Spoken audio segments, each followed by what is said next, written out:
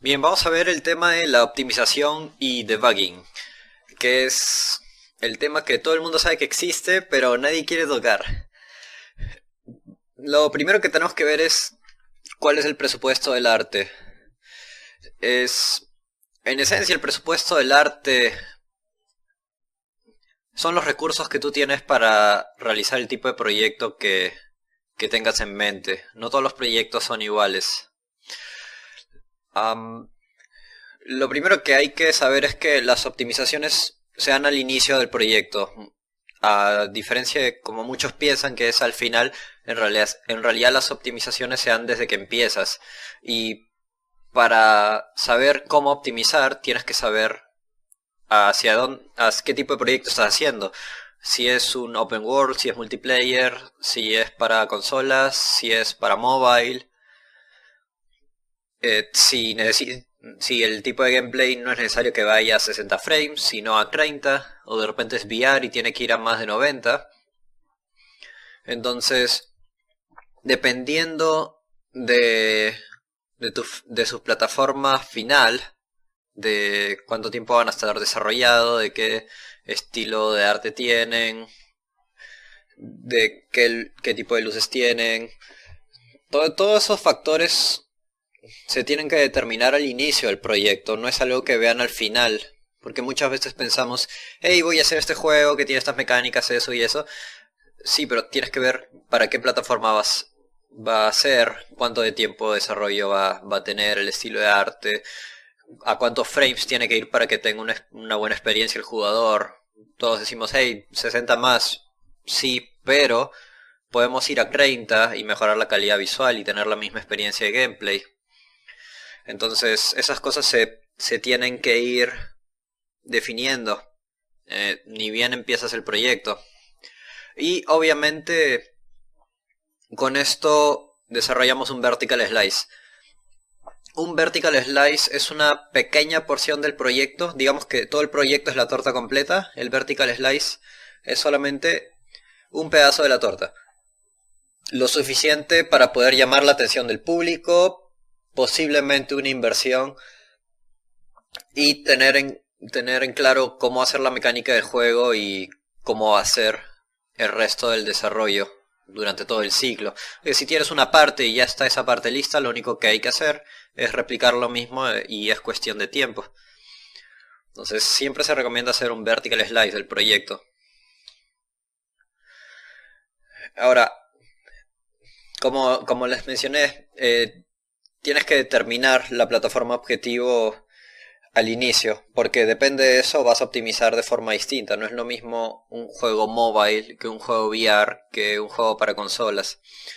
Entonces, dependiendo de eso, vas a tener algunos features en Unreal Engine que sí soportan y algunos features que no soportan. Es por eso que se tiene que definir desde el inicio. Ahora, el estilo de arte también influye. El estilo realista, como el demo de A Boy and His Kite, usan texturas de alta resolución. Los hiperrealistas también usan texturas de alta resolución y sin embargo la cantidad usada puede ser reducida usando técnicas para agregar detalle a las texturas, ¿no? Si es estilizado como Fortnite, tiene una menor cantidad en la memoria y digamos todos los proyectos son distintos, ¿no? Si es para mobile, si es para consola, si es para VR, cada uno tiene un estilo de arte distinto y obviamente un estilo de arte se adapta mejor a un tipo de plataforma por la cantidad de procesador la calidad del procesador que tiene, la potencia. Optimización de multiplayer versus single player también se tiene que tener en cuenta. Los juegos multiplayer requieren una base más estandarizada para los requerimientos visuales, porque dependen mucho de la igualdad en la jugabilidad. Habíamos visto que si alguien se puede esconder detrás de un arbusto en un juego multiplayer, porque tiene una buena computadora, y otro que no tiene una buena computadora no puede esconderse detrás del arbusto, entonces va a afectar el gameplay y por lo tanto, aunque no lo crean, puede afectar el estilo visual del juego. No es solamente decidimos qué tipo de arte va a tener, sino es como que este tipo de arte se adapta al tipo de juego que estamos haciendo. Una de las optimizaciones más comunes en juegos que usan mucho vegetación es desactivar los arbustos en computadoras con bajas especificaciones. En un juego multiplayer esto puede resultar que los jugadores con computadoras con altas especificaciones pueden esconderse detrás de los arbustos, mientras que aquellos con computadoras con bajas especificaciones verá al otro jugador sin ningún arbusto que lo cubra. Y así como ese hay varios ejemplos, cosas en donde te puedes cubrir, detalle de las texturas, qué mensaje le quieres dar al jugador, de repente no tiene suficiente resolución para hacerlo completamente visual, sino que tienes que usar otro tipo de guías. Entonces tengan en cuenta que tener un juego multiplayer va a afectar todas las decisiones que tomen para decorar el mapa. A la derecha tienen los frames, digamos todas las partes que tiene un gráfico, en cuántos milisegundos demora en renderizar un frame, la parte del GPU, la parte del CPU, la parte de los drawcalls. Entonces todo eso lo vamos a ver a detalle después, pero es importante que lo sepan. El modelo de Lightning no es solamente quiero que se vea bien, sino distintos tipos de luces pueden tener distintos costos. Las luces estáticas tienen un costo, las luces estacionarias y las dinámicas tienen otro costo. Entonces, muchas veces vemos proyectos que usan luces dinámicas, pero el mapa y el tipo de gameplay no lo justifica. Simplemente hubieran podido poner luces estáticas y hubieran tenido el mismo resultado. En cambio, si su proyecto requiere luces dinámicas y se justifica, entonces se tiene que cambiar el modelo de luces. Por lo tanto, van a tener más uso de memoria en luces y van a tener que bajar algunas cosas como la cantidad de texturas, las partículas y muchos otros factores más.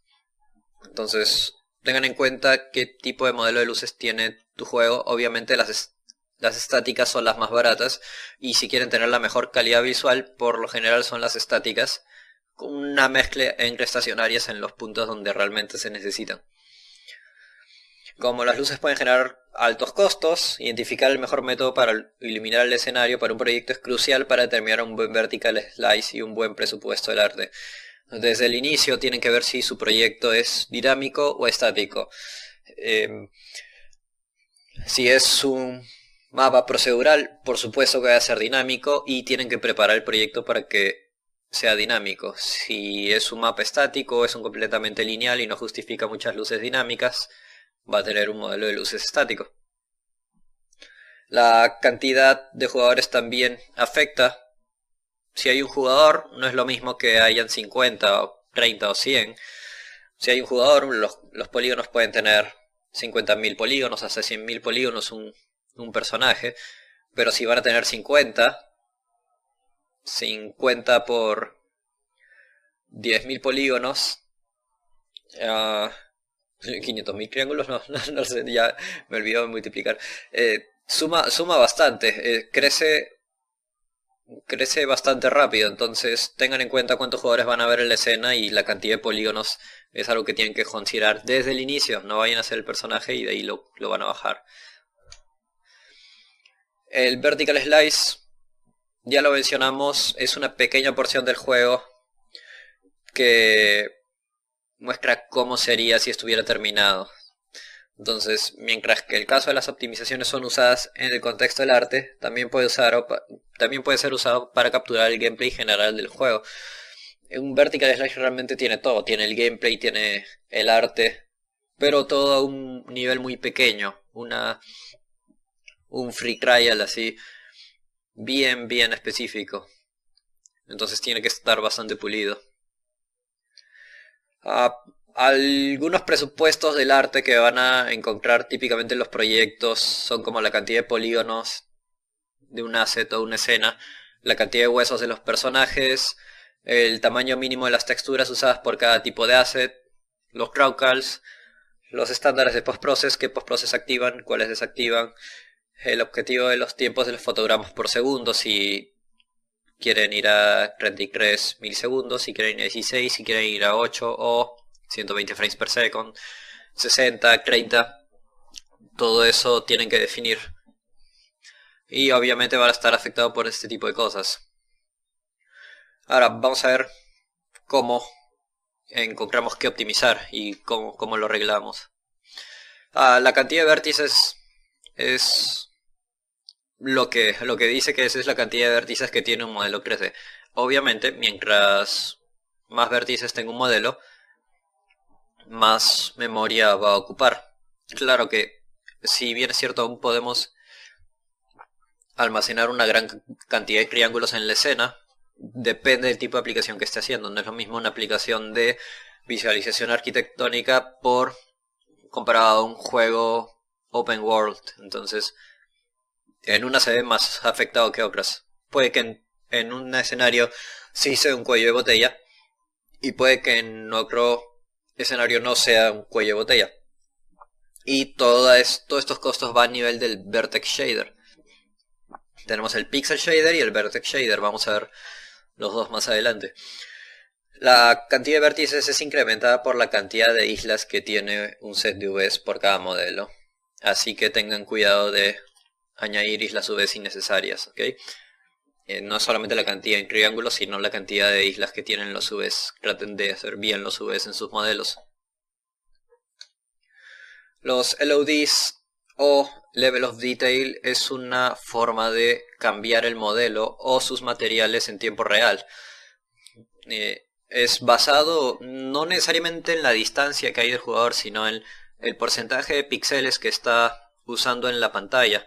Obviamente menos píxeles es menos cantidad de polígonos puede tener un LOD.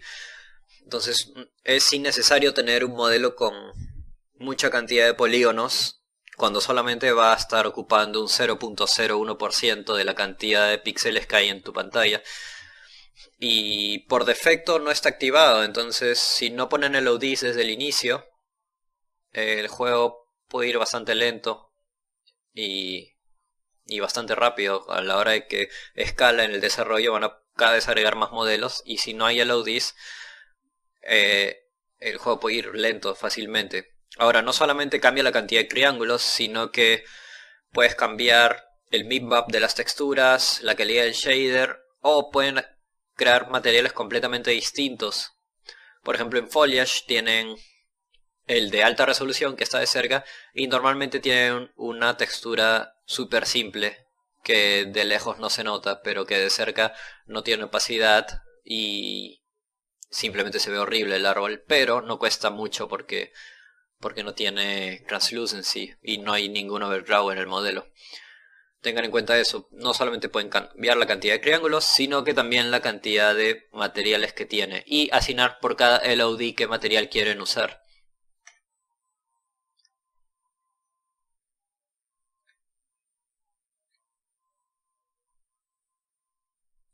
Ok.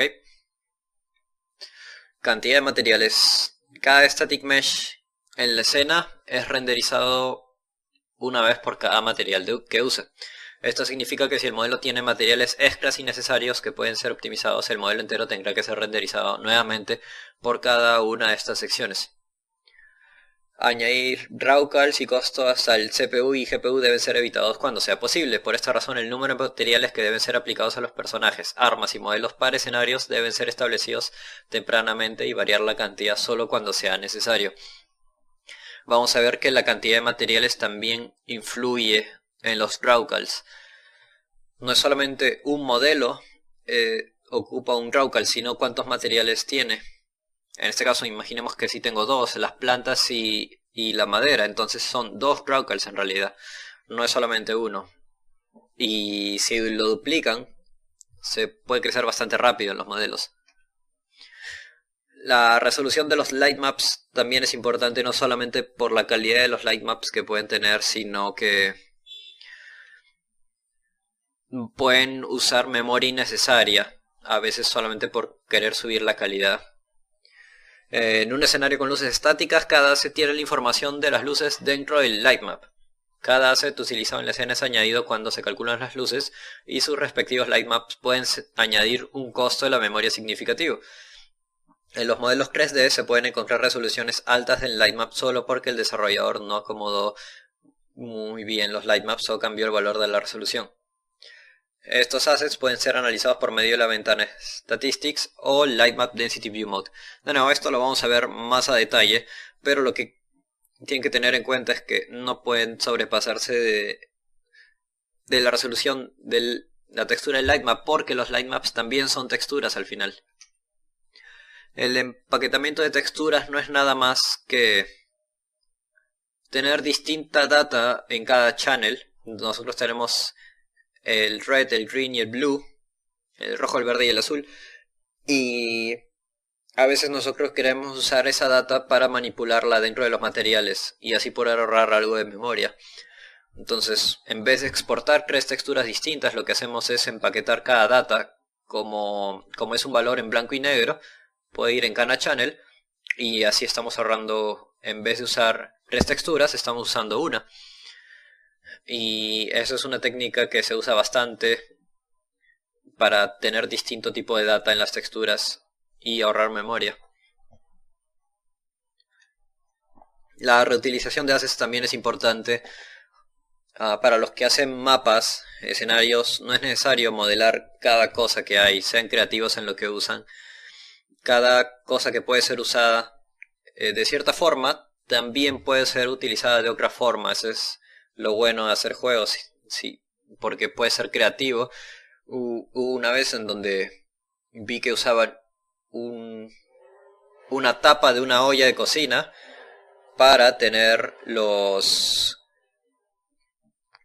para poner el techo de un edificio que se veía a distancia en Unreal Tournament, o sea, hecho por profesionales, y realmente se hace así. Pueden usar un objeto de una forma y utilizar de una forma distinta en otra.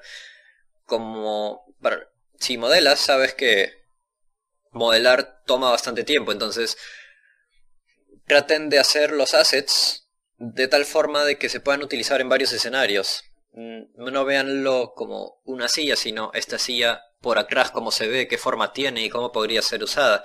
Cada ángulo, digamos que si tienes 4 ángulos en un cubo, cada cara puede ser algo distinto.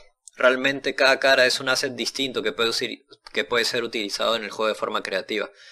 Mientras menos assets usen, más memoria va a ahorrar en el juego.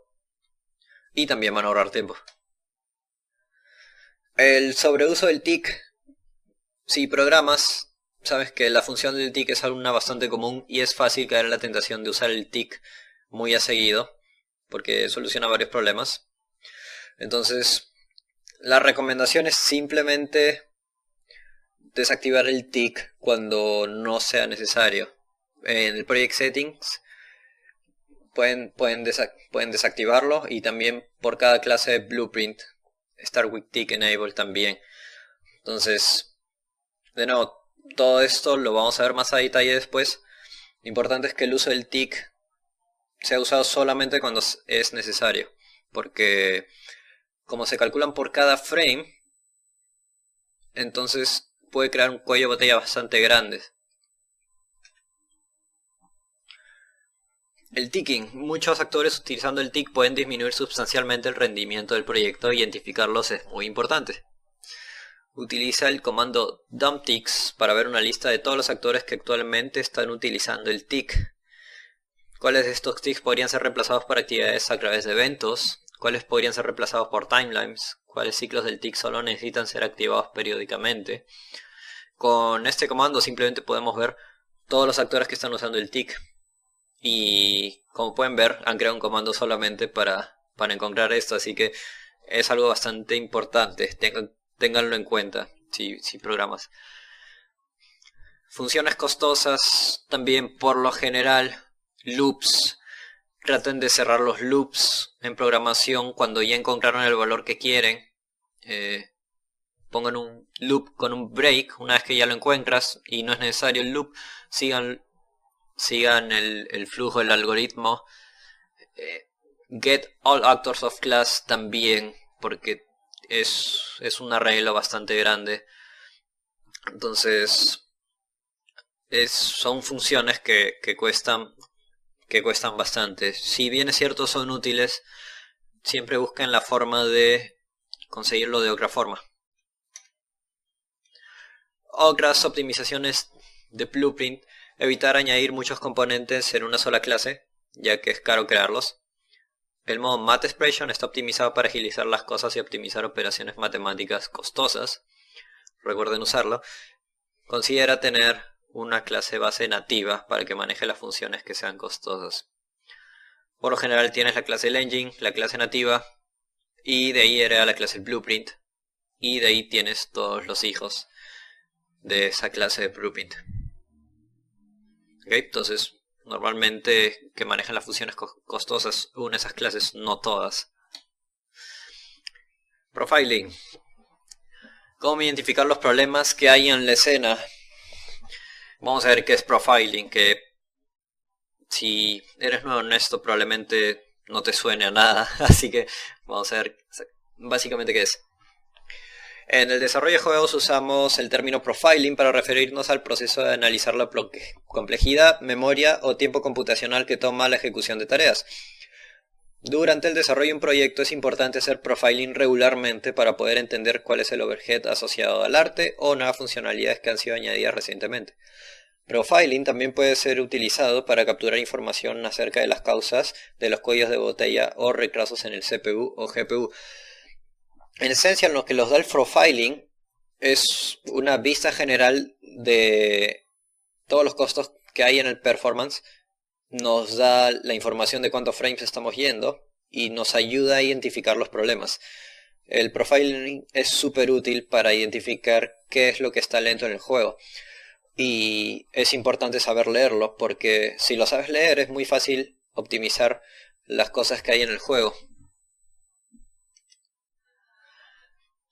Normalmente para buscar los datos que hay en el juego tenemos algunos comandos. De nuevo vamos a ver esto más adelante en los otros videos más a detalle, pero por lo general estos son los más comunes.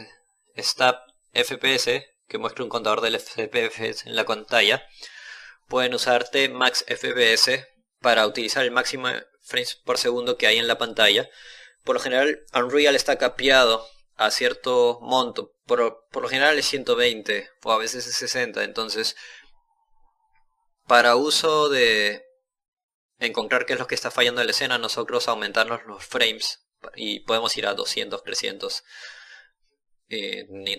no hay ningún problema. Obviamente esto tiene una razón por la cual lo ponen, ahorra bastante performance, pero para identificar qué está fallando es bueno usar eso. StatUnit para saber cuáles son los tiempos utilizados en el game, el draw o el GPU, y lo que te da es una lista de cuántos milisegundos tarda en procesar el frame. Entonces ahí puedes identificar cuál es tu cuello de botella, si está en el GPU la parte de gráficos, si está en el CPU la parte de código o cantidad de triángulos. Entonces súper útil para encontrarlo, y también te lo pone con distintos colores. Stat Scene Rendering es bastante útil por lo general para encontrar cuántos drawcalls hay en la escena. Entonces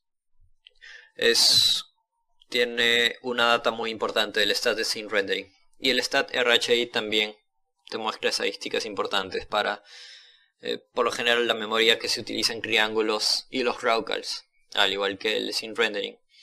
Entonces estas son bastante útiles. De nuevo vamos a verlas más a detalle después, pero por lo general estas son. View Modes. Nosotros sabemos que hay varios tipos de View Modes, lo hemos visto en videos anteriores. Tenemos el Lead Mode, Unlead, Lining, Reflections, Wireframe y todo eso. Pero también hay varios View Modes que sirven para craquear la performance del juego y son usados. Si bien es cierto no son tan usados como los otros, son a la hora de optimizar la performance del juego, se usan bastante seguido. Entonces vamos a ver algunos de estos View Modes.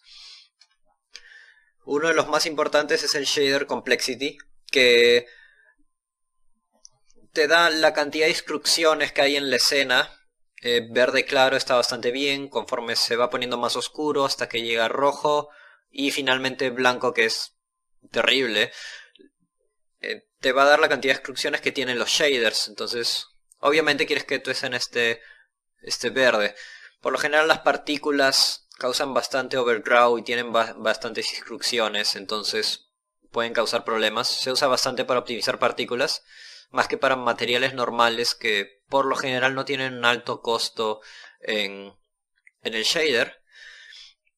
Sin embargo, no se fíen tanto de este. Es bastante preciso, pero depende mucho de qué shaders están usando. Por ejemplo, un shader que usa texturas va a ser mucho más lento que un shader que usa instrucciones matemáticas. Entonces, y la cantidad de instrucciones es la misma, ¿no? Simplemente no se fíen tanto de eso. Traten de optimizar lo más que puedan. Pero por lo general sirve bastante, es bastante preciso. Entonces, para casos muy específicos solamente puede que no funcione tan bien, pero igual es uno de los más usados, es bastante útil. Quad Overdraw es la forma en que visualizamos la cantidad de triángulos que hay en la escena, de forma que sabemos dónde hay más densidad y dónde hay menos. Azul está bastante bien, blanco está bastante mal, entonces por lo general si es una escena con muchos triángulos, esto va a cambiar de color. Por lo general quieres que esté azul. Y para solucionar esto se usa LODs. Obviamente, mientras más uses técnicas como anti-aliasing, puede subir bastante. Entonces, tengan en cuenta la cantidad de triángulos aquí. Esto es bastante útil para saber cuántos triángulos necesita tu escena y cómo está yendo. Y si algún objeto necesita LODs. El Light Map Density nos muestra la densidad de los light maps, no solamente los colores, sino el texel density, la cantidad de esos cuadraditos que ven en la escena. Obviamente verde está bastante bien, rojo es demasiado grande para el objeto, entonces azul es muy poco. Por lo general quieres que esté entre azul y verde, pero también es importante ver la cantidad de los cuadraditos que ven ahí, que sea uniforme en toda la escena, para que las sombras sean consistentes, sean de la misma calidad. Y también eviten gastar memoria. Por ejemplo, este mesh que sale con un lightmap rojo significa que está usando demasiado lightmap para lo que es. Entonces pueden bajarle un poco la resolución. Y así pueden ir probando en cada modelo que hay en tu escena. Este es un view mode bastante útil. Lo que hace el Profile GPU básicamente es el profiling solamente de todos los componentes del GPU que hay, como el base pass, el CDEP, el Critical C Buffer y básicamente todas las cosas que hay como post-processing, color, reflexiones, básicamente todo lo que hace bonito en tu escena aquí lo puedes detectar y te ayuda a saber cuántos milisegundos ocupa cada proceso en el mapa. Entonces es fácil encontrar un problema si sabes usar el GPU Profiler, qué cosa es lo que está tardando más y cómo puedes optimizar tu mapa. Y la forma en que lo abres puedes usar el comando Profile GPU o Control Shift Coma, y lo que va a hacer es tomar un frame como si tomaras una foto del juego en ese momento, y te va a dar los resultados de esa foto, ese frame, que es lo que está pasando en ese momento. Esto es útil porque pueden tener varias partes en el mapa, te da algo súper específico. Puedes ir a otra parte del mapa, tomar el frame de esa parte y va a tener un resultado completamente distinto a otra parte. De repente una tiene partículas y otra no tiene partículas. O render velocities, hay objetos que se mueven y hay otros que no. Entonces es súper útil para encontrar cuellos de botella en tu escena. Ok, a veces los píxeles no siempre son el problema. Si bien es cierto, la mayoría de cosas que vemos en el profiler del GPU dependen bastante de la cantidad de píxeles que se usa en la escena, no siempre es el problema. A veces el problema está en la cantidad de vértices o en algunas otras cosas que son del CPU. Para descartarlo bastante rápido, y esto es bastante útil, podemos usar estos comandos de setRes o screen percentage para poner el porcentaje de píxeles que queremos que tenga la escena y vamos a ver la escena toda pixeleada. Entonces, si la escena está pixeleada y seguimos teniendo mala performance, significa que el problema no está en el GPU. Y eso es una muy buena forma de descartarlo primero. Porque ya no tienes que hacer ninguna prueba. Esto te tarda unos 10 segundos en saber si el problema está en el GPU o en el CPU. Entonces, si sigue lento después de poner el screen percentage, entonces el problema está en el CPU. Algunos casos comunes que cuando el problema es el CPU, hay muchos triángulos que están siendo renderizados. Y esto se puede solucionar usando Level of Details. Materiales complejos por lo general usan World Position Offset y Displacement, que hacen que cambien los vértices en el mapa. Esto también va para el CPU. Entonces simplemente tenemos que ajustar el material de repente que no lo use o que use dependiendo de cierta distancia. Tessellation, que es la cantidad de subdivisión que tiene un modelo, que normalmente lo usamos justamente para hacer displacement. Entonces tengan cuidado con eso, puede subir bastante rápido la cantidad de triángulos en la escena. Muchos V o normal seams como resultado de tener más vértices. Obviamente tenemos más seams en el modelo si tenemos más vértices a veces. Muchos atributos de vértices como tener extra UV channels. Básicamente es toda la cantidad de vértices. Entonces tengan cuidado con esos. Por lo general vértices es problema de CPU. Algunas cosas que son menos probables, pero puede que les pase.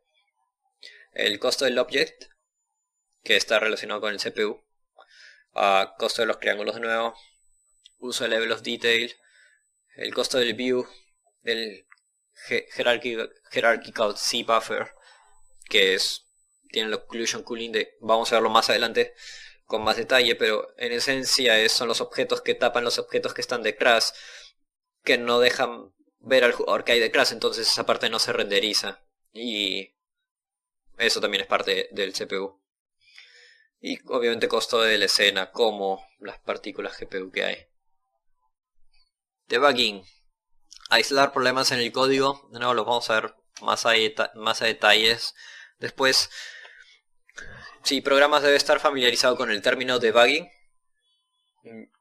Es una forma de encontrar qué parte del código está fallando en un momento determinado. Y los debuggers te permiten pausar cierta parte en el juego, digamos cuando se ejecuta cierta función o cierta parte del código, para saber qué es lo que está ocurriendo en el código. Entonces es súper útil poder debuggear en el juego. Pueden probar varias cosas, pueden jugar el juego y cuando llegue el momento de que se llame la función, el juego se va a pausar y van a tener una visualización gráfica de qué es lo que está pasando en el grafo. Y así pueden craquear el código y encontrar dónde están los problemas. Es súper útil para programación. Si quieren inspeccionar valores, también podemos inspeccionar valores dentro del blueprint. Eso es súper útil para poder identificar el valor de las variables que tiene, que se están dando en tiempo real. Entonces podemos ver qué valores se están usando y probar el juego con los valores que se están mostrando ahí. También es bastante útil. O sea, Blueprints tiene varias herramientas para poder identificar varios problemas que hay dentro del debugging y también inspeccionar valores. Y ahí tienes los call stacks que, al igual que el debugger, te permite inspeccionar propiedades. También te permite inspeccionar el flujo de las funciones utilizando el call stack o la pila de ejecución. Te muestra el nombre y el orden de las funciones que están en proceso de ser ejecutadas al momento de que se pausó la ejecución. Poder ver dónde están siendo llamadas las otras funciones pueden ser esencial a la hora de localizar la causa de los defectos. Con eso tienen una lista de funciones que van a ser ejecutadas. No, bastante útil para programar. Unreal te da varias herramientas. Y tenemos varias cosas que ver y seguro que para muchos esto es nuevo. no muchas veces se toca el tema de performance. Tenemos varios tutoriales afuera de 3D, de programación, hacer algunos trucos en Unreal, cinemáticas, efectos especiales, todo eso. Sin embargo, de optimización no tenemos mucha información. O no se difunde tanto porque en realidad cuando haces un proyecto grande estás obligado a optimizar. Sí o sí, optimizas. Y es importante que sepas cómo optimizar, que sepas cómo identificar dónde están los problemas, que sepas cómo optimizar desde el inicio y cómo crear tus assets para que funcionen en el contexto de juego que están creando, identificar la plataforma, cuántos frames necesitan ir, identificar si el problema está en el GPU o en el CPU y todas esas cosas. Entonces, es un tema que no se habla mucho, sin embargo es un tema que se ve el día a día. Es importante que lo sepas. Y por eso es que se han preparado varios videos para que sepas cómo usar el profiler, sepan cómo usar todas estas cosas para identificar en qué está lenta tu escena.